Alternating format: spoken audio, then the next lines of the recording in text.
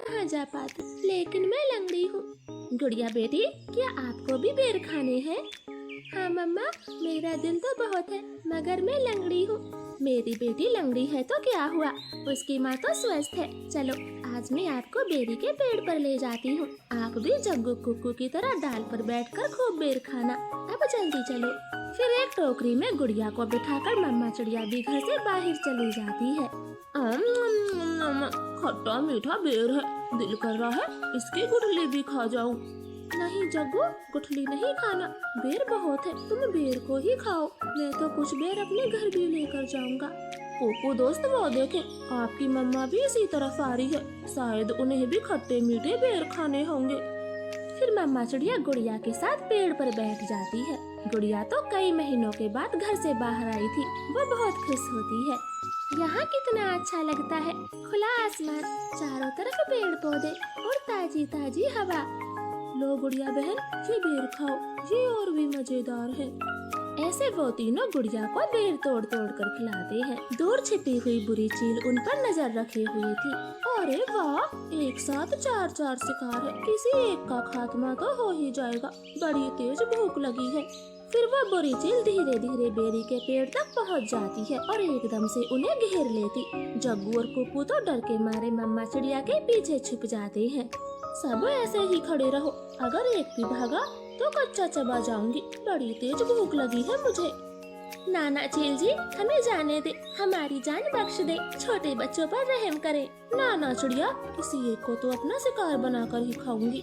चील उनके सामने बैठी थी, तभी धीरे से जग्गू कौवा कुक्कू के कान में बोलता है, कुक्कू दोस्त, इस चील को गुड़िया को सौंप देते हैं, वैसे भी गुड़िया लंगड़ी है, ये जी कर क्या करेगी, कम से कम हम तीनों की तो जान बचेगी। जग्गू की ये बात सुनकर कुक्कू तुरंत अपनी माँ से बोलता है, मम्मा मम्मा, गुड़िया को यहीं छोड़ दो और चलो यहाँ से, हम अपनी जान बचाते हैं। हाँ भाई, ये भी ठीक है, मेरा काम इस लंगड़ी चिड़िया से ही चल जाएगा, तुम सब चले जाओ। चील ने इतना कहा ही था कि तभी रानो चिड़िया जोर से चील को धक्का मारती है और पेड़ से नीचे गिरा देती। जग्गू कुक्कू, गुड़िया को साथ लेकर यहाँ से भाग जाओ, मैं इस चील को आपके पीछे नहीं आने दूंगी। बेटा जल्दी से भागो यहाँ से। इतना कहकर रानो चील पर हमला कर देती है और जग्गू और कुक्कू टोकरी लेकर वहाँ से भाग जाते हैं। चिड़िया और चील में काफी देर तक लड़ाई होती है और आखिर में चील रानो को जान से मार देती है। मर गई, छोटी चिड़िया मर गई, मुझसे लड़ने चली थी, अब तेरा मांस में मजे से खाऊंगी। कुक्कू भाई, मम्मा अभी तक घर नहीं आई। मम्मा को चील ने मार दिया है, वरना वो अब तक आ जाती, क्या जरूरत थी मम्मा को वहाँ ले जाने की। भाई, अगर हम वहाँ न होते तो वो बुरी चील आपको खा जाती, आप ऐसा क्यों बोलते हो? नहीं, हम चील के हाथ कभी न आते, वो तो तुम साथ में थे, इसलिए मम्मा ने चील से लड़ाई करने की सोची। तुम लंगड़ी थी ना, माँ को तेरी वजह से मरना पड़ा, अब तू ही माँ की हत्यारन है, समझी? ऐसे कुक्कू तो गुड़िया को ही दोषी ठहराता है। अब गुड़िया का ध्यान रखने वाला कोई नहीं था। कुक्कू सारे दिन बाहर घूमता फिरता, वो लंगड़ी बहन का बिल्कुल भी ख्याल नहीं रखता, चाहे वो भूखी हो या फिर प्यासी हो।